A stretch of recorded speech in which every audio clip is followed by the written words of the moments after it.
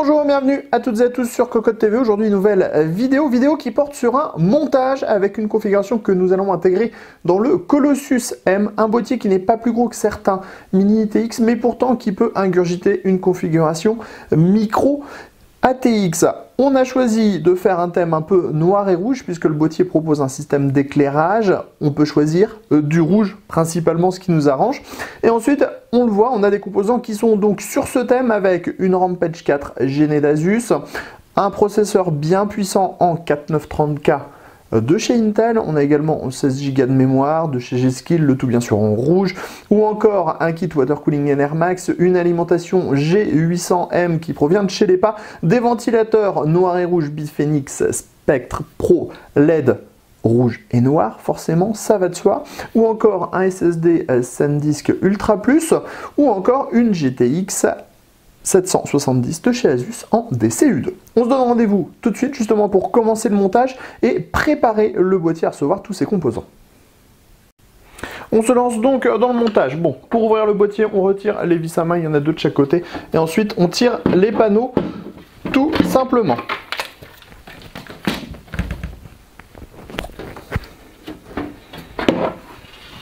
Voilà qui est fait. Ensuite, de base, vous avez une platine à cet endroit-là. Pour les disques durs et les SSD, on l'a retiré pour les besoins de la vidéo, on la remettra en dernière. Ensuite, on va démonter les ventilateurs qui sont présents de base pour remplacer le tout par du Spectre Pro LED. Donc vous allez voir, c'est très simple, c'est très rapide. On retire celui-ci puisque c'est là que va venir notre kit Water Cooling.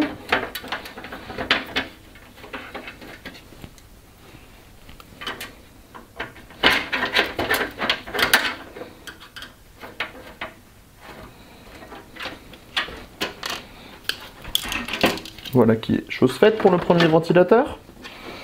On met de côté la visserie. Et ensuite, on va passer en dessous. Donc, on retourne le boîtier. On attrape le cache. On retire le cache. Vous voyez, ça libère des espaces.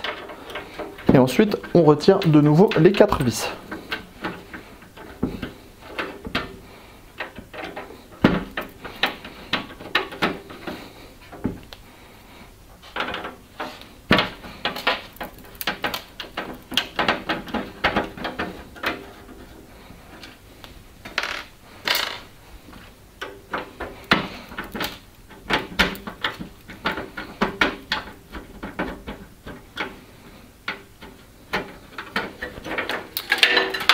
Voilà qui est fait. Une fois qu'on a retiré tout ça, on va passer sur le dessus. Donc sur le dessus, vous avez la trappe amovible. On l'ouvre, on la pousse par en dessous, on la retire, c'est filtré. Et donc ici, on trouve deux emplacements en 120 mm. On va donc placer nos deux ventilateurs en aspiration pour apporter de l'air frais à l'intérieur de la machine. Donc on prend nos ventilateurs, il suffit de les positionner comme ceci. Vous voyez, on est juste au-dessus des trous de fixation. On s'arme d'un tournevis.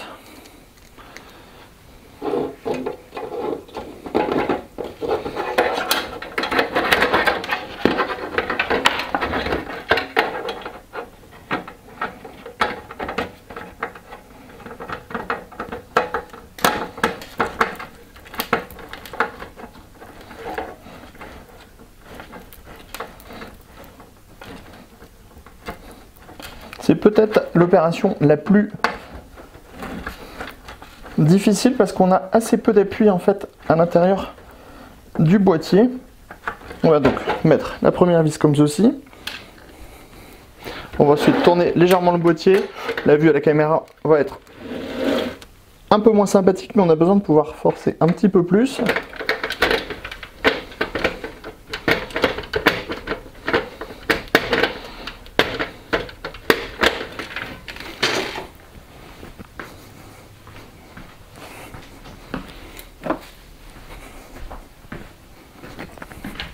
on s'arme du tournevis ultime.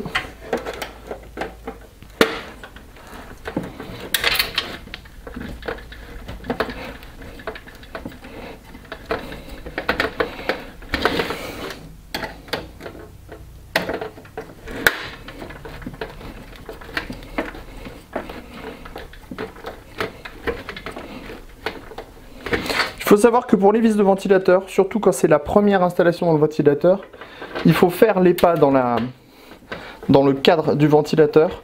Et donc si on n'a pas un tournevis qui est capable de vous faire forcer correctement sur la vis, l'installation sera très compliquée.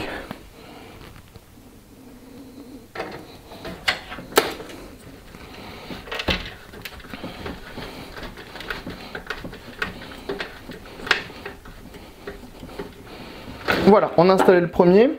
On va pousser les câbles pour pas que les câbles puissent nous gêner pour l'installation du second ventilateur.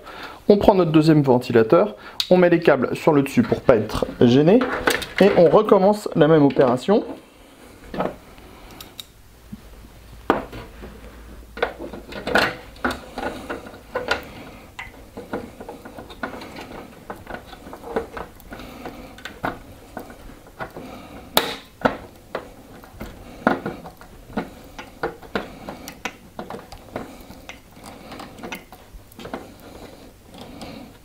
Voilà, première vis, ok.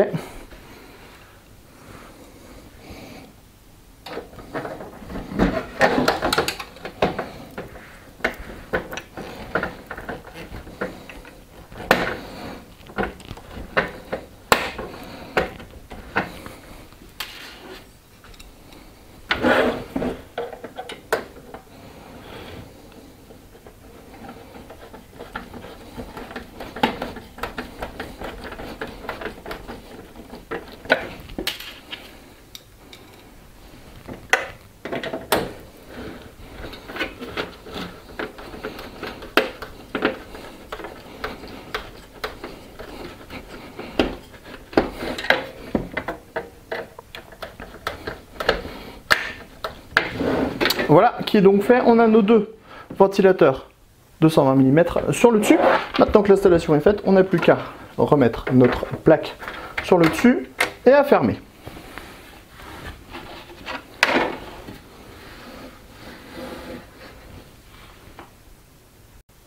On enchaîne avec l'installation de l'alimentation. Dans un premier temps, on retire le support.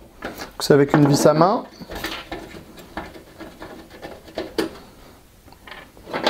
On retire ce support d'alimentation qu'on va venir installer à l'arrière du bloc d'alimentation. On fait bien attention au sens. Le ventilateur doit venir vers l'extérieur, aspirer à l'avant.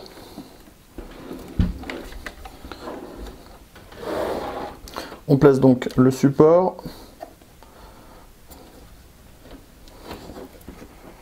Alors ce n'est pas l'opération la plus évidente, surtout avec le cabrique qui fait prendre un petit peu d'épaisseur à l'alimentation.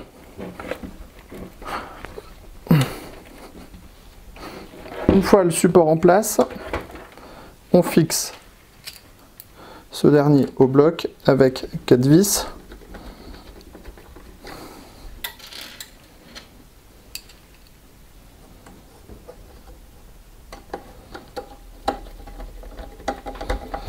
Comme ceci.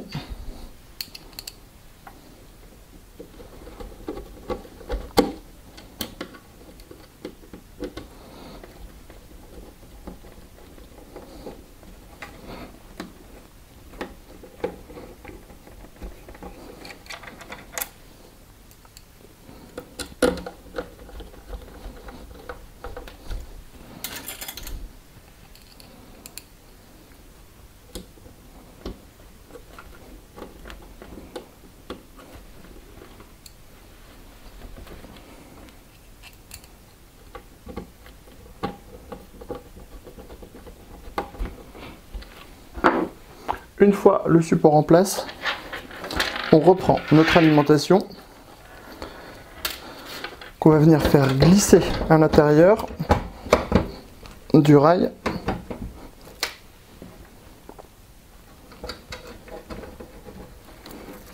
Et ensuite, on vient rebloquer le support avec la vis à main. Ce qui, on ne vous le cache pas, n'est pas l'opération la plus simple à faire.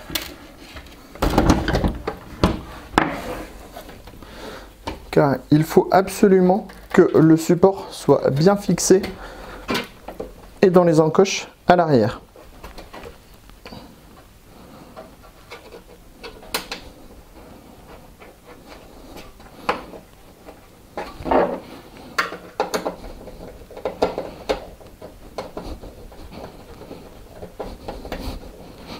Voilà qui est chose faite. Prochaine étape, l'installation de la carte mère à l'intérieur du Colossus M. Mais avant cela, il faut préparer la carte mère. On va commencer avec l'installation du processeur. On retire les deux protections. On relève le socket. On prend le processeur. On vérifie les détrompeurs.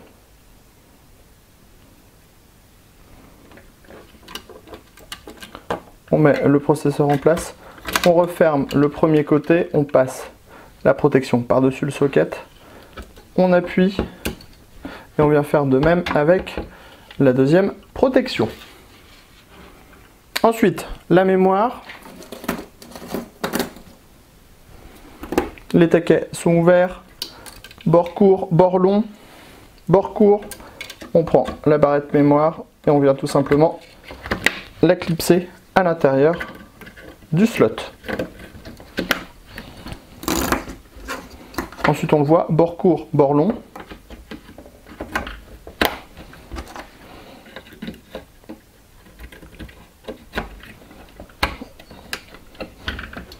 Au niveau de la mémoire et du CPU, on est donc pas mal.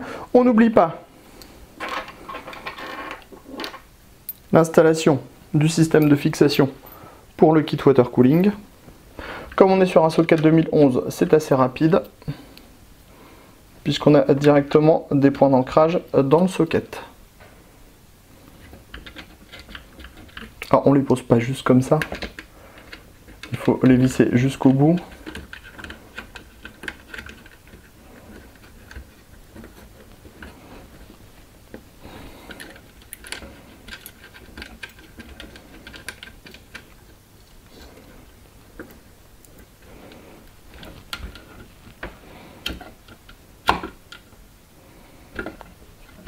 Comme ceci. Maintenant, nous pouvons installer la carte mère dans le boîtier.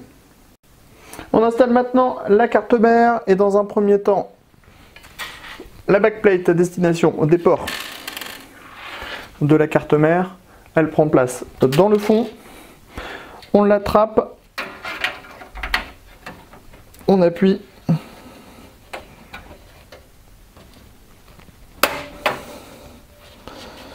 Assez fortement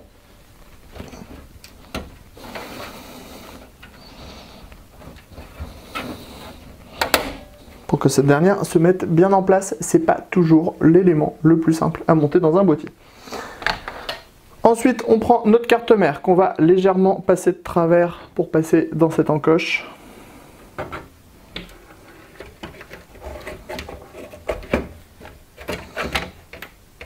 On positionne les trous au-dessus des plots de fixation. Une fois que c'est fait, on prend un tournevis, si possible aimanté, et on vient fixer la carte mère au plot.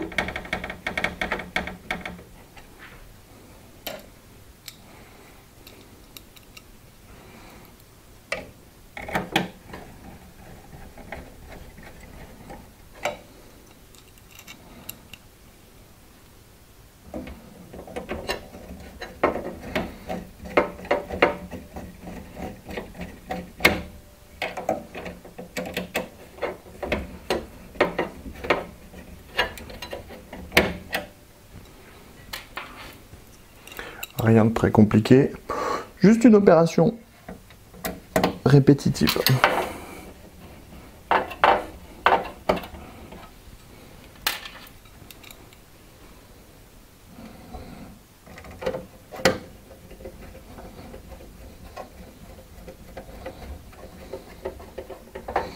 Voilà en gros qui est chose faite. Une fois que vous avez tout bien vissé, tout mis à l'intérieur de votre boîtier, vous pourrez passer par exemple au AIO. Alors pour le AIO, c'est assez simple, il faut les bonnes vis de fixation, le kit water cooling en lui-même, un petit peu de pâte thermique et nous allons nous retrouver tout de suite. Hop, tout d'abord, application de pâte sur le processeur, une noisette au centre,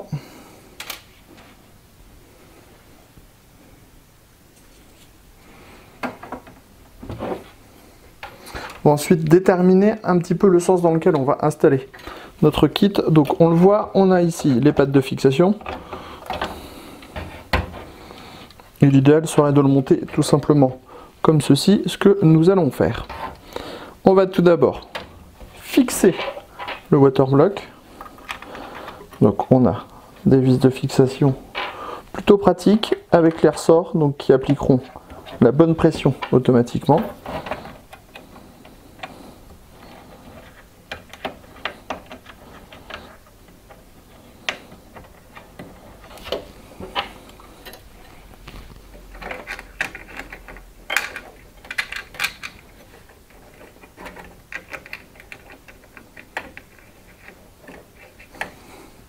On ressort notre tournevis et on va serrer en croix.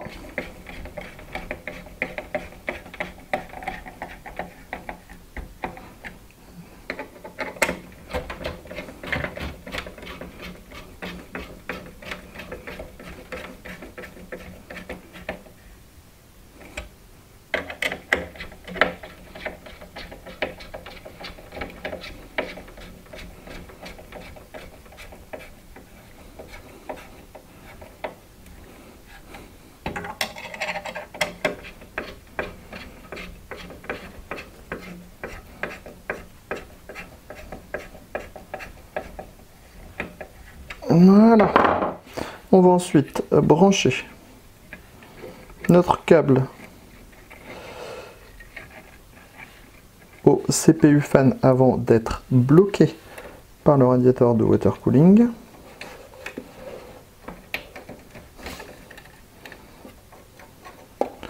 On trouve un petit passage adéquat pour dissimuler au mieux le câble.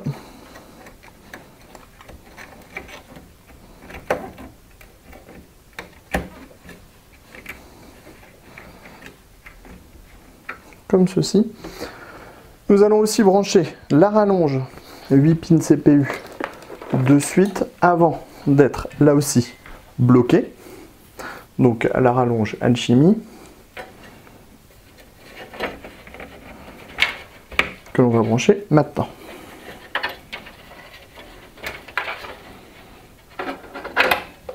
On va maintenant pouvoir fixer le ventirad au boîtier. Donc pour ceci, vous voyez, c'est pas compliqué. On a préfixé ici le ventilateur à l'intérieur. On n'aura plus qu'à le fixer à l'intérieur du boîtier et à l'extérieur. On récupère notre rad, on le positionne comme il faut. Donc comme ceci. Et ensuite, ça va demander un petit peu de manipulation parce qu'il faut bien placer la tige du ventilateur dans le trou de fixation du radiateur.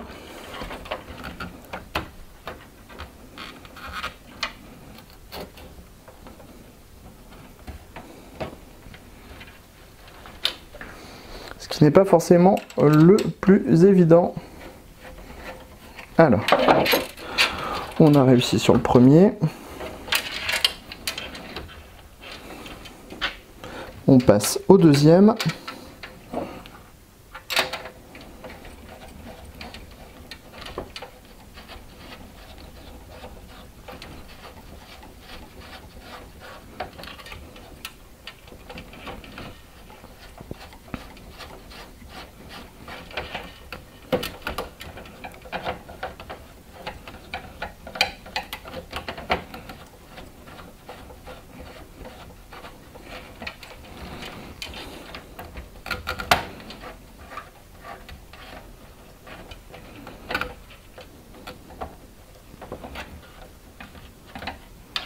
Alors, on le disait, c'est vraiment une opération qui est hyper délicate.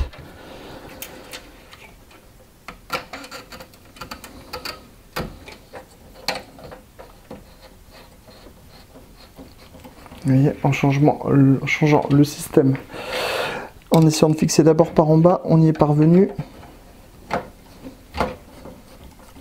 Voilà. Enfin, dernière vis, si celle-ci veut bien.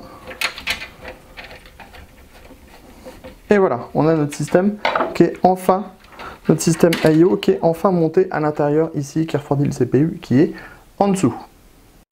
Passons maintenant aux cartes graphiques. On va faire une petite démonstration à ce niveau-là en installant une carte qui occupe 2 slots, une carte qui occupe 3 slots et 2 cartes en SLI, donc pour 4 slots. Tout d'abord, on relève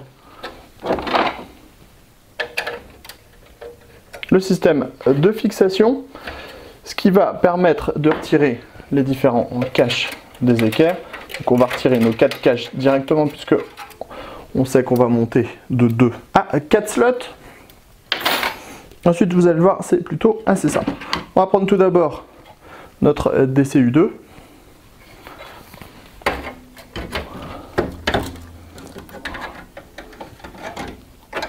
On la place à l'intérieur.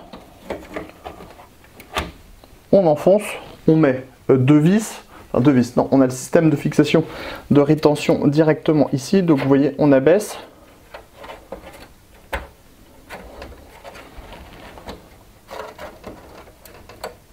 Ça passe dans les trous de fixation, on resserre et la carte est directement maintenue. Donc on le voit avec une carte de slot, pas de souci. On relève le tout, on déloque la carte, ce qui va être probablement le plus difficile à faire puisque on a assez peu d'espace pour atteindre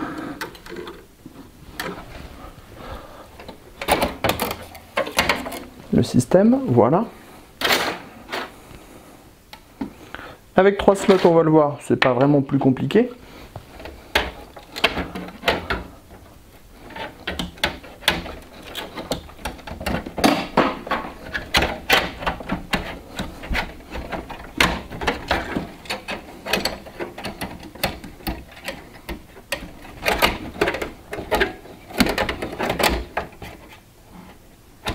On se met en place, on bloque, on abaisse le système,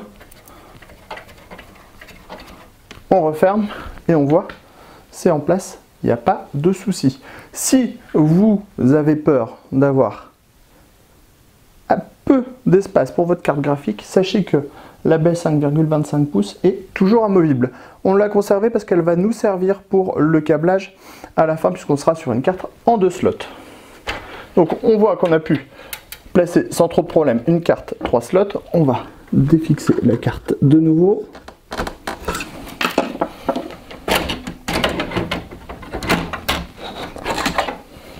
Comme ceci. Et on va donc installer maintenant les 2 cartes en SLI.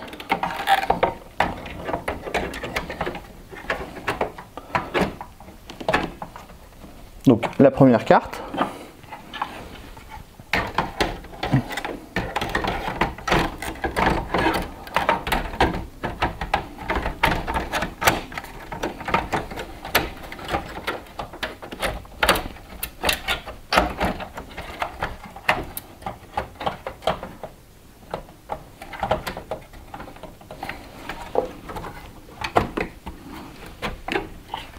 Les 2 cartes, on abaisse le système de fixation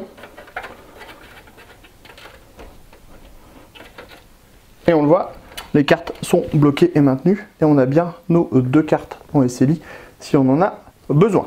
On va réinstaller tout de suite la carte double slot. Donc on relève le système de fixation.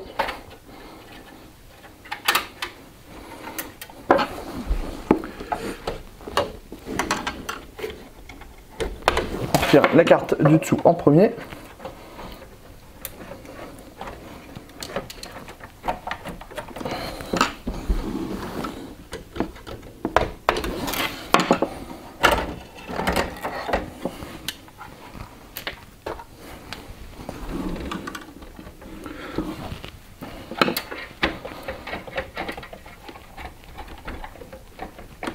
Et on retire la seconde carte. C'est toujours assez difficile avec ces taquets parce qu'il faut alterner entre avancer et reculer. On va donc fixer notre DCU2. Donc une seule carte. On est plutôt très à l'aise au niveau de la place. On plug la carte, on remet les équerres en mèche à jouer dont on ne va pas se servir.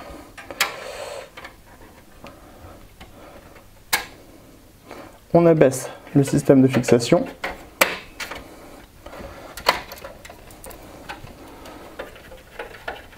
On le fixe. Un petit peu de sécurité avec un petit coup de tournevis. Et voilà, notre carte graphique est installée dans le boîtier. On se retrouve donc pour l'installation du SSD et le câblage de notre configuration. Comme on vous le disait, avant de câbler, il faut surtout pré-câbler le boîtier, c'est absolument indispensable puisque la place va finir par manquer juste avec les câbles, d'autant plus si on utilise des gaines spécifiques comme on en fait. Alors vous le voyez, on a déjà pré-câblé par exemple le SSD, donc le SSD on n'a plus qu'à le mettre en place, bien relier les gaines et on sera sur un montage qui sera très propre. On a déjà installé par exemple les gaines et les rallonges 24 broches ATX et PCI Express, on les a regroupés ensemble pour avoir un joli paquet de nappes rouges et noires qui traînent. Ensuite, on va, si on passe un peu plus à l'avant, vous voyez ici on a la grille, et donc on a un espace qui est justement entre le plateau de la B525 et l'alimentation, où ici avec des colliers on va pouvoir regrouper et rattacher tous les câbles ensemble. Et enfin, on va le voir, il nous reste aussi à cette place derrière l'alimentation pour pouvoir regrouper les câbles. Là aussi, on va utiliser toutes les petites bordures qu'on a ici pour faire un tas qui sera dissimulé derrière l'alimentation. On se donne rendez-vous justement une fois tout ce câblage fait pour que vous puissiez voir à quoi cela ressemble en vidéo. Nous voilà donc au terme du montage. Comme vous pouvez le voir, on a réussi à regrouper tous les câbles dans cet espace. Donc comme ça, pas de problème, on peut fermer la porte et surtout, on ne va pas voir les câbles de l'autre côté. Pour ceci, on rattache le premier câble dans la face avant et ensuite, en fait, on vient greffer les autres câbles sur les câbles. Certes, ça fait une surépaisseur, mais ça permet de ne pas dépasser le montant de l'alimentation, ce qui fait qu'on ne voit pas les câbles qui ressortent et on ne voit pas les câbles sur le côté puisqu'on est à la limite du plateau de la carte mère. De l'autre côté, on le voit bien, on a notre SSD avec le câble SATA gainé qui vient cacher le câble pour les données. Et si on tourne un petit peu plus, on peut découvrir donc les différents câbles d'alimentation qui remontent vers l'arrière, mais qui sont emmêlés et gainés avec les dispositifs noirs et rouges que l'on a sélectionnés pour la carte mère, ou encore la carte graphique, ce qui permet d'avoir un mélange qui est plutôt sympathique, noir et rouge, qui s'accorde très bien avec notre configuration. Peut-être aurions-nous pu fixer le SSD dans le fond du boîtier pour voir la configuration, mais comme il y a des portes qui ne sont pas vitrées sur ce modèle, point d'inquiétude pour le moment. On va procéder à l'allumage de la machine, histoire que vous voyez ce que ça donne avec tous les ventilos rouges. On se donne rendez-vous tout de suite. Nous voilà donc au terme de notre montage. Nous avons l'éclairage rouge en façade qui remontera également. Sur les portes, on le voit à l'arrière, nous avons le radiateur de water cooling avec ses ventilateurs rouges. Et nous avons également les ventilateurs rouges sur le dessus qui permettent d'avoir une bonne harmonie de l'ensemble de la configuration.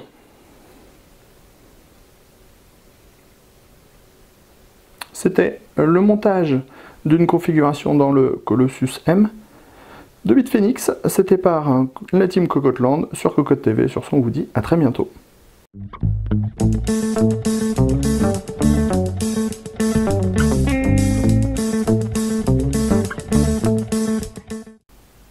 On en termine bien sûr avec les effets de lumière que propose ce Colossus M. C'est une des grandes marques de fabrique de Bitfenix. Vous voyez, on a le mode respiration. On peut aussi changer de couleur, bien sûr. Laisse tourner ces choses-là. On peut donc aussi, si on le désire, éteindre l'éclairage, choisir du rouge, choisir uniquement du bleu, choisir uniquement du vert, ou donc, comme on vous le disait, le mode respiration qui va alterner les trois couleurs. Sur ce, on vous dit à très bientôt. you.